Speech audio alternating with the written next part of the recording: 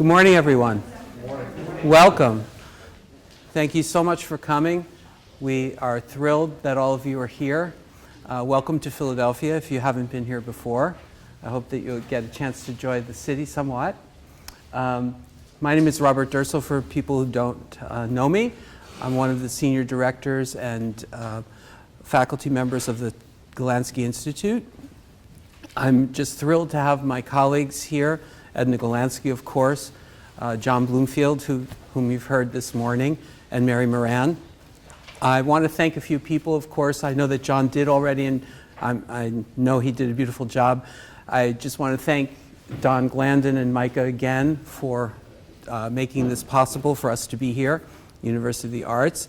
I wanted to welcome everyone on the streaming. Welcome. I hope that it's going well. I also wanted to thank Frances Rohrer, who prepared this edition of the piece I'm going to speak about today. She really did a tireless job on it, and it's really very beautiful. So I'm very appreciative and grateful to Frances for doing this, and of course to the Rohrer Foundation, which makes this seminar possible. We do have an exciting, and I do say exciting, raffle. It is amazing. There are 2 piles of music, all kinds of the best editions. A chance for this is $5 a chance. I'm sure you'll buy several because you just can't bear to lose this one. I don't want anyone to lose. So I really encourage you to join in with the raffle. We'll do probably one later today and then maybe one tomorrow. Really great music. There's a list on David, is it online, the list of the music? It's out there. It's out there. Okay, so you can look, don't touch, but you can look at the music. Anyway, okay. So I came across this piece in teaching it to several people. As I kind of loved the piece as a kid. It kind of is one of those pieces like you can imagine you're maybe even like a concert pianist playing it. It's one of those pieces. So I've always loved this piece. And I started to teach it and actually started discovering that it's actually more intricate than it occurs on the surface. And those intricacies actually were very relevant to really very advanced repertoire, and even repertoire that was less advanced. Very, very particular things that we don't always encounter, but are very helpful to understand, to have a strategy for working it out. So, the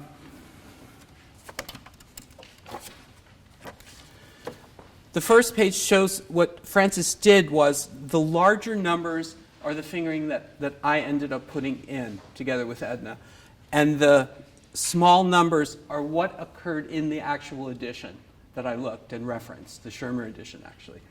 So there's a lot of importance to this because it's very, very clear to me that if we step back and we look at people coming from basically the basic piano tradition, there is a very, very strong tradition of following the fingering in a score without questioning what kinds of things does that fingering produce. And in this piece in particular, the fingering that's suggested would produce some pretty bad things, and we're going to go through it. So I think it's very important to always tell your students that they really should put their own fingering in and then ask you to check it, because fingering can be right off the bat something that can create tremendous problems. So let's take a look at what occurs in the first measure. So we're going to spend some time on the first measure because it is in a way a prototype for a lot of other measures. So if we understand what happens in the first measure, this is where you get more bang for your buck, because the more you understand at the beginning of this piece, the less you have to spend time on subsequent measures because they fall into place. They fall into place according to the same principles. So the first thing that happens in this piece is the repeated note.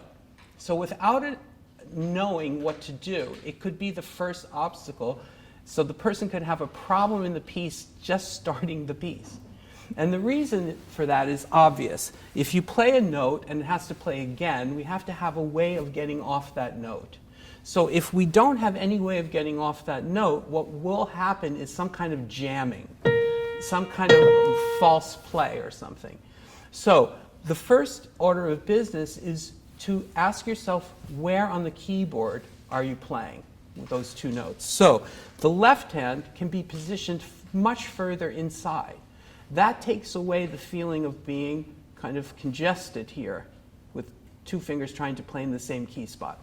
So the first order of business is to get that second finger inside. Probably the overhead camera is the best to see that distance. So the difference between being here and then having a collision and being here, very important. Next order of business is the first note that you play, we always play a note down. It's not possible to play a note with the body going up.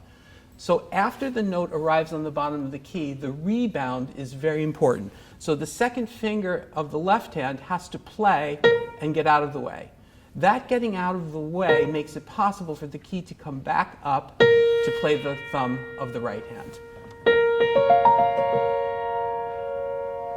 So right off the bat, you want to get this out of the way, basically.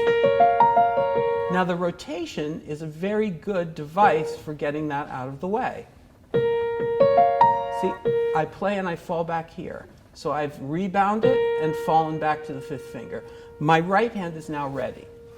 So we're looking at the fingering, 1, 2, 3, 5, 3, 2, 1. It's all inside the black key area. So there are some important things to realize in the black key area. People who don't have in and out will have one set of problems, which is they will feel completely stuck. If there's no in and out, you're going to be stuck. However, a lot of people, having been trained with the in and out movements, very often will use too large a movement for situations inside the black key area. So as you notice, the arrows, the 2 and the 3 are coming out. The 5 is going forward, which means toward the fallboard. And it continues forward, forward, and then into the thumb. So there's a little bit more movement to the thumb. That's why we call it in. Now, just knowing the direction is not going to solve this passage, mainly because just knowing the direction can produce a lot of movement. Somebody could think, and very often to be very conscientious, oh, I really want to do what the teacher just showed me, which is,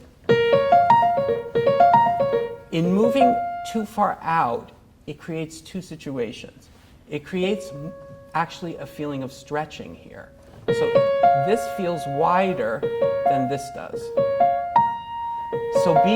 So can you see how little, that's why the word small is written there, to give you an indicator of how much you have to do here for particular.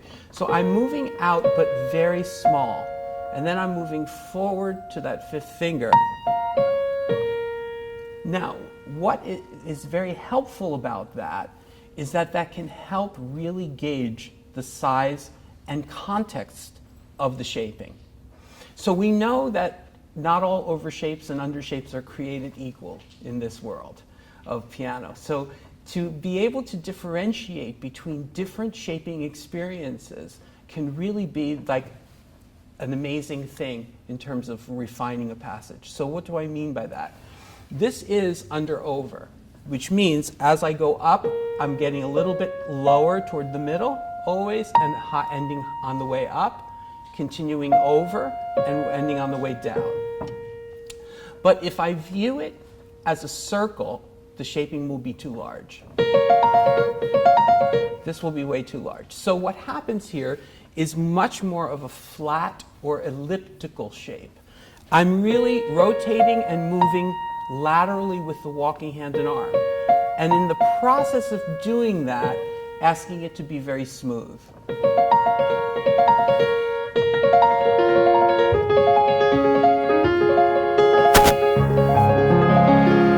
So you can see there isn't a lot of motion. If the shaping is too big, it will result in playing that occurs a little bit more like this. Very hard to control. The motions, although very correct, are not only correct because they're motions, they're correct because they have the certain size of motion. And I always like to remind us of the framework that we're always working in. We're working in a very particular framework when we're teaching.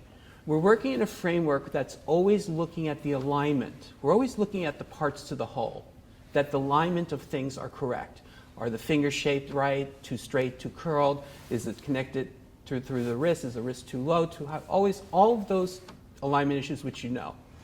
And then we have to teach components. So we have very specific motions: rotation, in and out, walking hand and arm, shaping. But those motions by themselves make almost no difference. It's when the motions become combined that people can realize that they can combine things, that things work extremely well. But as an extension of that, we have to always keep our eye on the proportion of things. So proportion as a whole area is very important. So I can't just do things in whatever size I want. They have to relate to each other. I always say you can have a bag of parts that makes a watch, but that bag of parts happens to be from 100 different watches. They're all the right parts, but that watch will not be able to be put together because the sizes of the parts in relationship to each other are not correct. So it's very important that as an extension of that small in and out, you feel that there's just a tiny shape.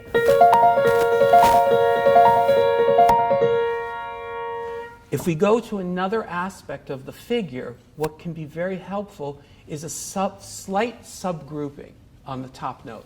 These 3 notes are going up. 1, 2, 3, 4 are going down. So starting over on the top,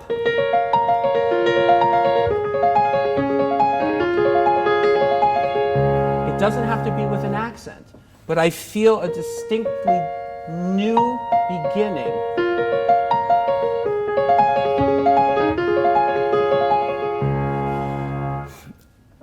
Then you can refine the shape. So it depends on the capabilities of the person you're teaching. Some people, you'll find that you have to just bring it somewhat into view. Other people absorb the basic things very well, and you can go further. If you have somebody that you're refining it further, what's a little bit more correct here is that the overshape actually ends on the thumb of the next beat. So you can see where the line is. I'm playing with the thumb, which ends the first half of the measure. That's my second thumb. It's lower. So the shape goes from the 5th finger. That's the end of the shape. Then it's under again.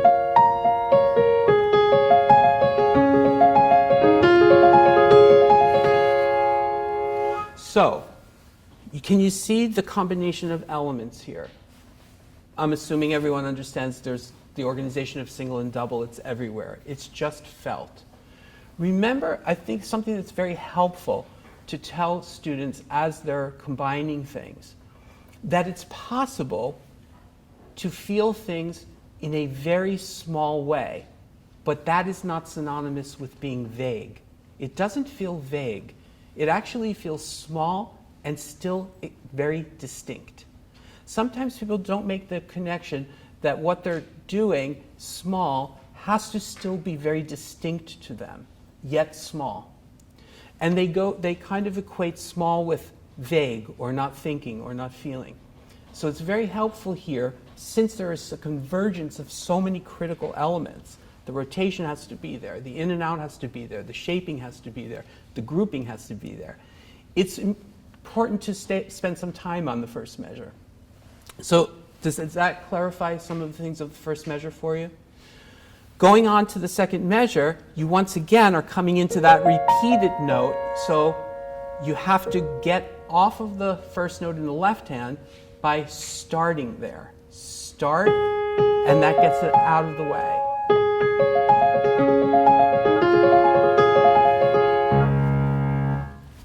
Clear so far?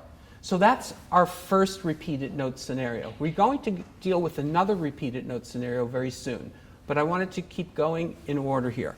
So if we go to measure 4, if you look at the prescribed fingering from the previous editor, what they're doing is they're giving you a fingering that gives you actually an enormous amount of stretching here. 5 to 3. Even with a rotation, you can get the 5 to the 3 maybe okay, but then confronted with having to go to the second finger there, it's really quite uncomfortable. No problem. We don't have rules of black keys can't be played with a thumb or we don't have those kinds of rules. We finger according to the length of the fingers and the feeling of that it produces, meaning we don't like to twist, we don't like to stretch, not because we don't like it, because that's an impediment to playing easily or well. So here, in order to take the stretching out, this is why I'm going to 2 and 1, which does put my thumb on the black key. Now, if we don't have movements, this is not such a good fingering.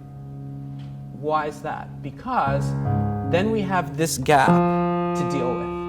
So without proper movements of speed, then you're going to hear some kind of something there, a thud, something, a miss, something. But because we have movements, we have rotation, and we have walking hand and arm. And those two things together are amazing. So right here, if I rotate over the thumb, as I'm rotating, I'm also shifting laterally. At the very end of that rotation, I can catch the 5th finger to the left. So the rotation is very simple. It's a single rotation. I'm going to the right to the left. But rotation alone will not solve this. Rotation alone will feel very busy. It will feel like a big motion. So what makes it feel smooth is the combination of the walking hand and arm with the shaping. As I come down in the shaping to the thumb, I begin to come up to the shape of the 5. That's where the shape starts, from the thumb.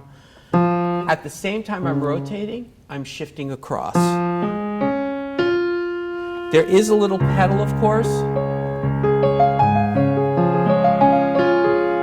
you can see how we can negotiate that fingering. We avoid the stretching.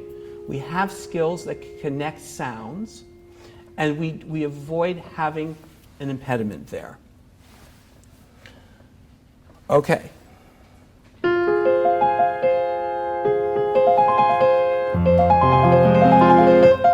Okay, so let's move to measure 6, 7, 8. Right at the end of measure 8, we have to consider the slight difference in technical situation. This difference is we now have that C, which is the last note of measure 8, followed by a C in the left hand, followed by a C in the right hand, which is a long way of saying we have 3 of the same note in a row. So before we only had 2 notes, now we have 3. So my recommendation is to feel that the first one, in a sense, kicks off this whole set of responses. This produces this and produces this. So first clarify that you have the 3 notes. They're the same. And we have 2 different hands playing it. So the triggering helps here, really at realizing that the thumb of the right hand triggers the second finger of the left, triggers back to the right. Now, what's very interesting is that we can't remain in that stage. The understanding of something doesn't always produce the final result. So what has to happen here is that the mechanism has to be understood, and then the sheer starting over on measure 9 should produce it. So if the body knows, all of that will happen. So we have to go to that level. Now, why does that work so well? It works really well because of what we've discovered about pulse. When we talk about the pulse, we know that we have a little bit more time. There's a kind of inflection on the pulse. It doesn't have to be an accent. It can be whatever you like. It can be more, less, no accent, very accent, whatever you want. But the fact that we have that little bit of time is really great because it allows this to really get out of the way. And starting here, I'm then only really dealing with what I dealt with in the first measure. Does that make sense? So we're utilizing, what I'm trying to show is the facets of information that we have to have in a certain sense at our fingertips when we're teaching. It's not easy, and we're always all challenged by this. But to be able to see all of that and then to look at the student and actually say, you know what, I see that they're doing 2 of these 3 things. And just add the one piece can be very, very helpful so that you're not actually having to teach everything. You see what's there better, and then you see what to put in better. So as we move to measure 10, this configuration can be very stretchy. So let's look at this configuration. First of all, if it's 2 inside the keys, it's even more stretchy. So being outside here is very helpful. Now, the key thing with this configuration is that my hand is not really completely centered over the fingertips this way. I'm on the side of the fingertips. So this is what we call kind of a scissor. Sometimes we call it that term. But it's definitely on the side. Okay? Now, what does that mean? Does that mean I play to the side? No. Actually, what happens here is the rotation still feels like I'm balanced over the keys. I'm still doing the walking hand and arm laterally. I'm still shaping it ever so slightly. But the rotation clicks into each note in a way that I don't feel off balance, because we can't feel off balance. So it's a very interesting thing. We very often do this, say, for chords that people can't quite reach. Sometimes it gives that little extra, like if this one particular for people is sometimes problematic, a C with an E flat. So we go on the side a little bit, and they go, oh, that's much better. But we're still rotating toward the thumb. Here in this scenario, we're actually not. We're rotating toward the 5th side, but we still have to feel as if we're balanced. So rotating toward the 5th side can't make us feel off balance. Can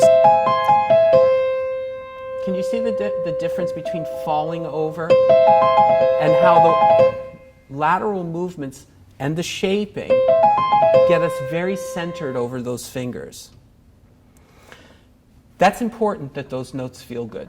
It's very, very important, because if those notes don't feel well, or you don't feel that you can play them evenly, you can see the compound problem in the second half of the measure, because now what do we have to do? We have to do a polyrhythm. So if one hand is not solved, you're really in trouble when you have a polyrhythm, because we have to relate the hands. Now what's happening in this simple math, it's an 8 against 7 polyrhythm. So what happens is the right hand plays right after the left hand, and then it's really kind of an alternating situation. So you can trigger those left and right to feel synchronized. Then, of course, what helps is the shaping of the left hand. That shape against what's happening here is not exactly the same.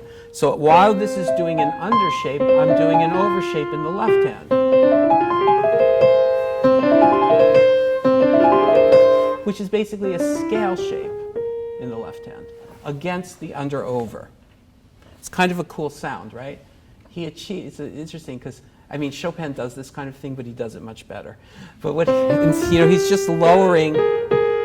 It's not a mode. He's just lowering the 7 and 6. But it's kind of a cool scale. Moving on. So, taking advantage of certain things we know how to do. Let's go to measure 14. In measure 14, what had been asked there is to do kind of what had been happening before,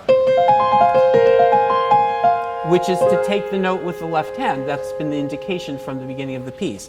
But when I do that, I have to get the left hand much more into the right hand's territory.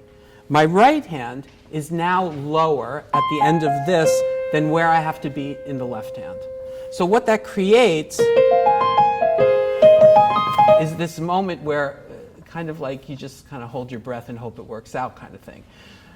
What's so easy here is just to take the two notes in the right hand. We know how to do things like that. So right here I'm going to move in, which puts me in a very good position to take,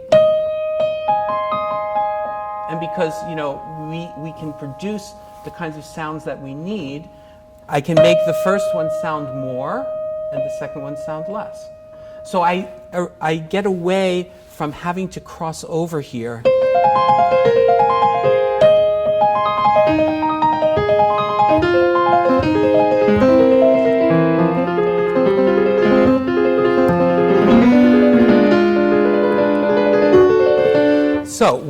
So you can see that I'm no longer in a cross position. That situation comes up exactly the same way when we get to measure 19.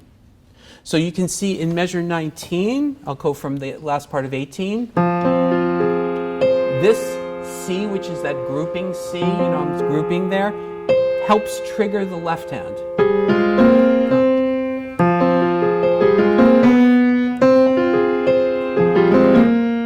So you can see then I work on the interdependence. This is together, this is together, this is together. Now, instead of getting what they suggest is go to 3, get this in front of the right hand like this, I can just,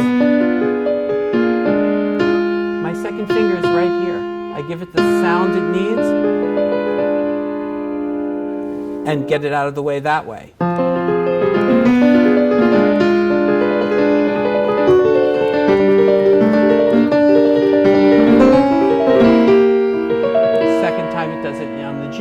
So we can get away from having to be in each other's way there.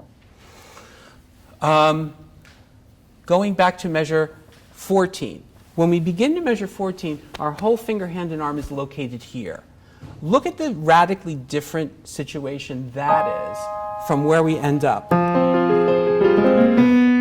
So that doesn't happen all at once. What's happening as we cascade down here,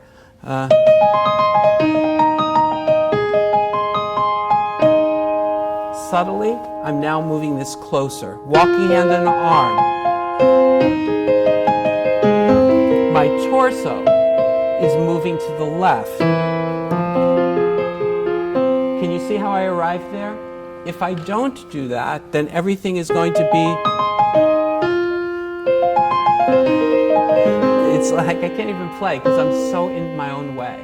So we often have to ask in ourselves and students, what's happening in the torso? What is the choreography of the torso? It's not random. It's not just moving. It's very calculated moving, which then feels very natural. And this is not specific to us alone in our profession. Some of you know this. I'm a very big figure skating fan, and I follow it, and I listen to their interviews because they say amazing things about movement. They say amazing things about movement and alignment.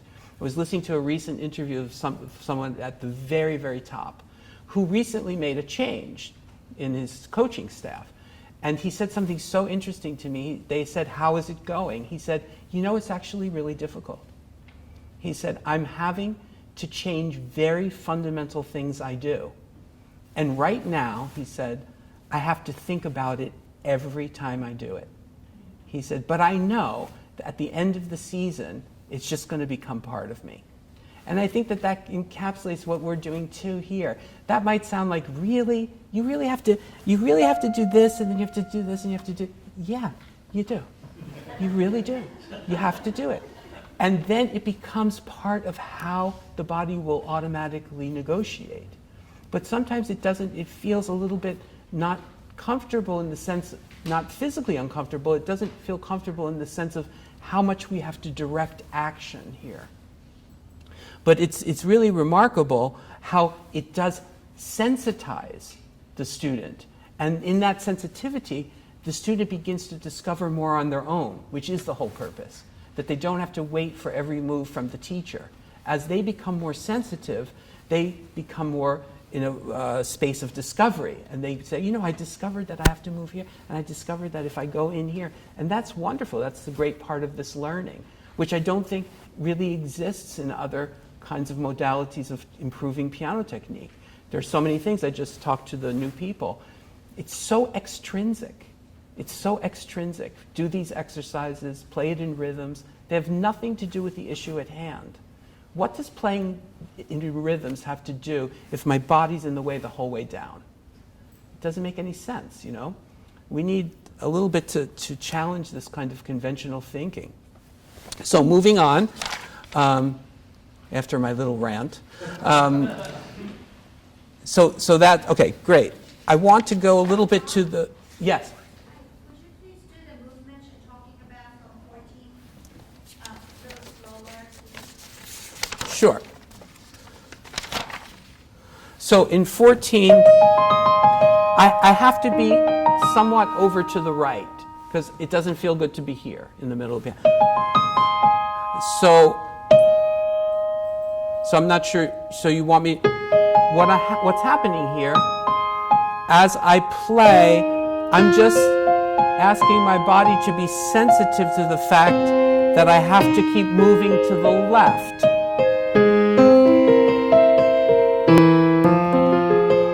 So I arrive here. So if I compare the two places, it feels actually very far. But because I'm negotiating it incrementally, I don't even notice it really. Does that answer it, Yuriko? Thank you. Sure. Okay, let's go to measure 31. So some things in measure 31.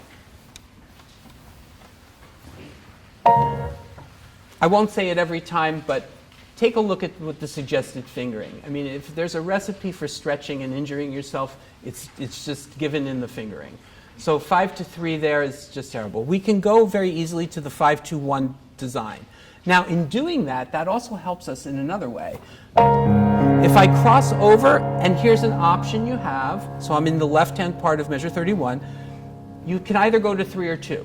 If you have a very wide hand, the 2 might feel better. If you have a more narrow hand, the 3 might feel better. Those are options, of course, each person can determine. But what happens here, if we do it as prescribed, of course, with the terrible fingering, I have to, the 2 is here, and then I have to get to this chord here. So that's very jammed in the way kind of thing. What we can do is a redistribution, and we do this. We do this to avoid very awkward kinds of things. So here, can you see how I took one more note into the left hand? I'm right there. So I came from, and I already came from the F, it's right there. I just separated that way.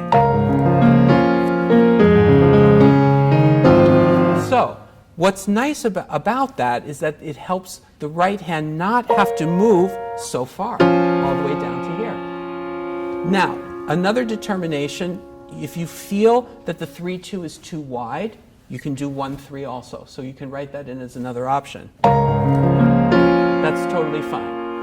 You also have another option here, which is if you'd like to take the B flat also. It's fine. I don't like it because then I have to move the left hand here. So I like actually the octave in the right hand. But it's possible to do it also the lower note in the left. Yes? Did you just say that on that D flat and F, the third and the right hand, you could do 1-2? In the upper part, you have an option on the second beat to do 3-2 or 1-3. Or 1-3. In the lower part, when you cross over, you can either cross over to the 3 in a less wide hand or 2 in a wider hand. Okay, next measure, measure 32. Now, you have an option here. You could go to the right hand octave, it's fine, which is what I like to do actually, or you could split it. You could do this. Splitting it means now you have a leap that you have to negotiate directly after. So if you don't split it, it sends it there, it's ready. That's a toss-up. You feel whatever you like is better.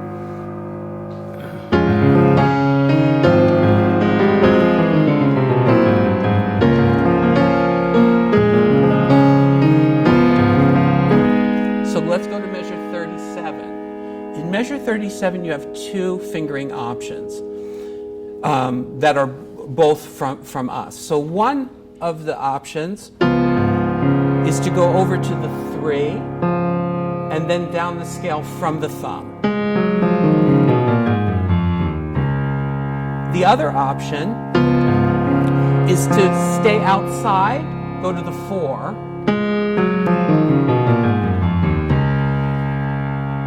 Here's what I'll tell you from my experience of the piece.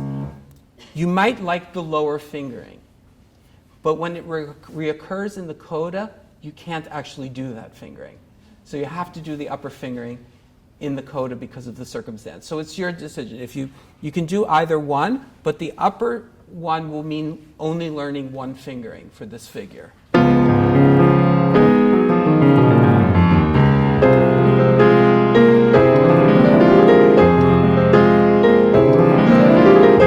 So all of those, you can see how they're divided. We don't need to go through each one of them.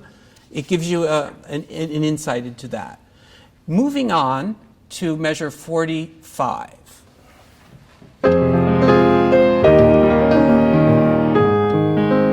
Now, the way this was written,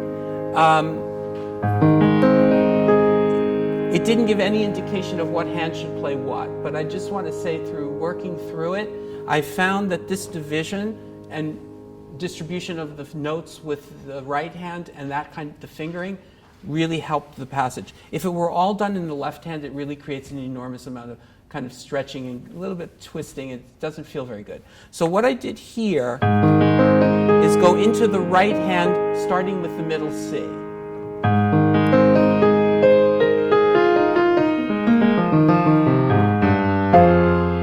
And I caught it back up on measure 46. The second half of the measure, I went back into the left hand, which had me arrive on the downbeat of 47 on the 5th finger.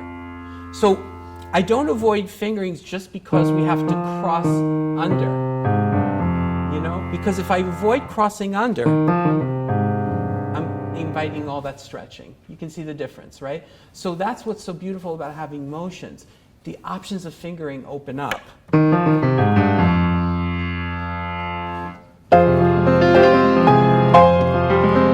Okay, here. Classic place that if you don't move in, you'll see this. This is twisting. For those also watching on the streaming who might not have known about our work before, this is one of our biggest things that Taubman gave us, which was how to avoid twisting. When we turn our hand to the extreme range of motion in either direction, we produce tension and actually make ourselves extremely vulnerable to injury. That's why people have problems on this side of the hand, in the elbow, all kinds of things from twisting, just from twisting. To avoid twisting, what she discovered was the finger, hand, and arm had the capability of moving in towards the fall board and out towards the body. So in and out. The arrows that are listed there are arrows that are going up. Those arrows on measure 48, the last 3/16 notes of the measure in the top part, there should be 3 arrows that go in.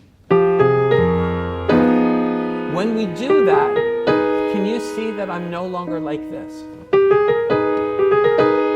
Now, what's also important is where you begin that in motion. If I begin the in motion here, I'm still not close enough. So this passage really begins a little bit inside the black key area on that G in order to get there. Then, because I have a pedal, I'm not going to hold on to this, twist over to that 3rd finger like they said, silly them. I'm going to let go and do grouping. Grouping means I'm now on the quick note. These notes are quick. So if I'm resting here, I can move away from those notes very easily. So the rotation sends me over there.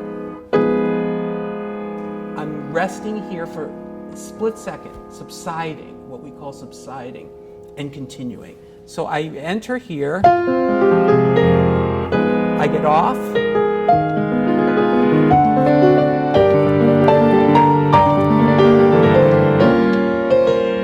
here you have an option.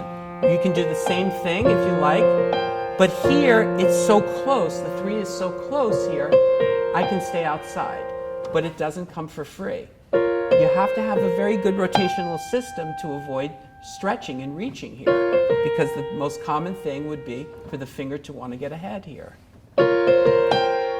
So we do that. Sorry. Brings us to measure 57. So 57, let's talk about it from the first note of 57 in the bottom part. If I start here on the 4th finger, it's a very good situation for coming up the scale. But we have to consider how we get there. In other words, if we go to the 4, it's a lot less movement than going to the 3, which is written there. If I go to the 3, do you see how much arm I have to move over to the left in order to get there? I have to be here. If I go to the 4, do once more. Do you see where I am? I'm here now. I'm no longer here. I mean, I wouldn't be that far, but here versus. So this is a very more efficient fingering. Moving on. Okay, so now going into measure 59, interesting thing here. If I stay outside, which is one of the things we do like to do, then what happens here is that I now have to come back to pick up my thumb. Do you see that? So I'm going up the thing, and I have to switch back to get my thumb in order to continue. That's a very nice place actually to go inside. So when we start here, so going to the 3, 4, 5 is really very nice there, because it puts my thumb right there to continue. Sorry?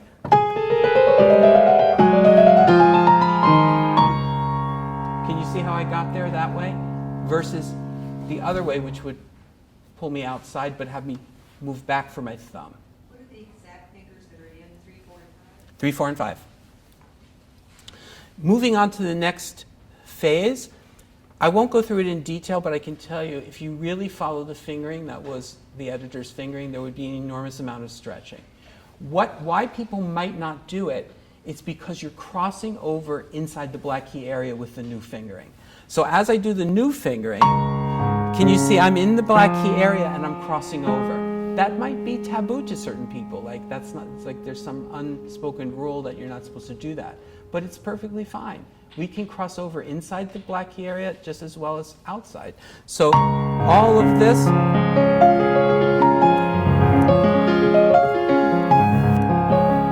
I'm all outside the black key area.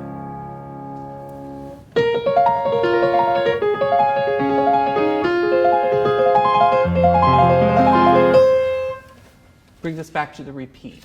So everything from here is really a direct repeat until we get to about measure 80, 90, 91. So let's go to measure 91. As we move into it,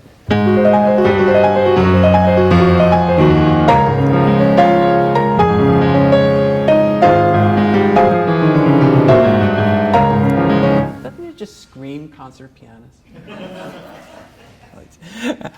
But the point here is that the grouping of those quick notes in the left hand are very important. As we come here, don't hang on to these things. Play them and move. Particularly here, because we have a quick note. So here's a very interesting thing that happens. We need a grouping for the quick note. but we also need a grouping right afterwards for the change of direction. So that note going into measure 91, I'm resting on it. I'm resting on it, and then I'm also starting over.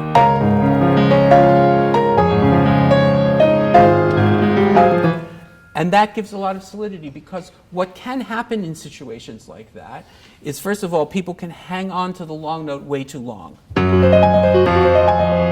then there's a certain nervousness. Sometimes people can really understand that doing things like this actually makes you nervous. And no degree of convincing yourself you're not nervous is going to change it, because the hand is nervous. Because it doesn't really know if it's going to get into that situation and out of it alive. So it has to really move over to that quick note. But then what can happen is you can end here. If you end in a place like this, the body doesn't know how to continue. So this is a very interesting phenomenon of grouping, is that grouping helps us very much continue, and can very often be related to memory. Because sometimes if there's a physical ending here, there can be a disruption in the listening, which doesn't send you to the next thing. So Taubman was always talking about, musically, things have to sound very inevitable. The phenomenon of the grouping here is that when I start on that note, musically it sounds like I arrived there. So it has a certain duality in a certain sense.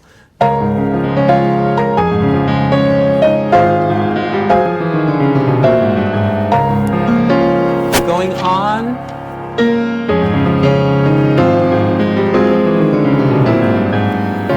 Here's that place, that corresponding place. Measure 99 was like that measure before with the fingering.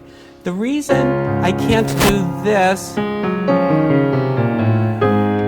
in other words, this really feels so much better, because my left hand is more to the left with this fingering. If I go to the 4, it puts my hand more in the range of the right hand. So I don't like that feeling. Although by itself this is probably nicer, I prefer this fingering. I go to the thumb in both hands.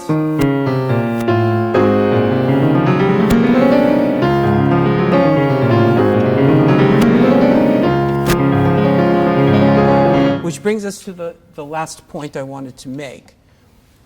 Great, 3 minutes. When we don't always have to use consecutive fingering. Let's look at the fingering in measure 100 in the left hand. The editor actually had this, but I want to reinforce it. We don't, just because a note comes next, don't have to make ourselves use the next finger. By going to the 2 here, you're set up very well for the rest of the scale. By doing this, we do end up with a thumb here. It's awkward on the black key in this circumstance. So I like the 4-2. Going into the last part here, 2 points. When we rotate in the left hand, we have to rotate, when we rotate in the right hand, we have to get out of the way of the left hand so the left hand can get in here.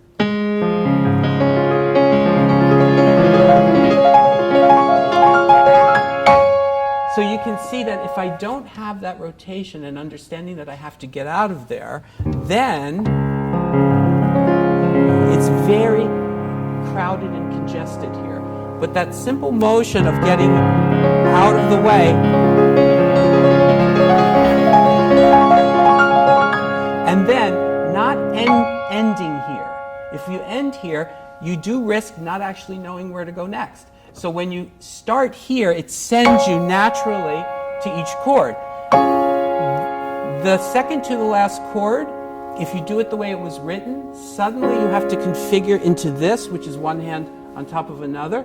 Very easy to redistribute that chord to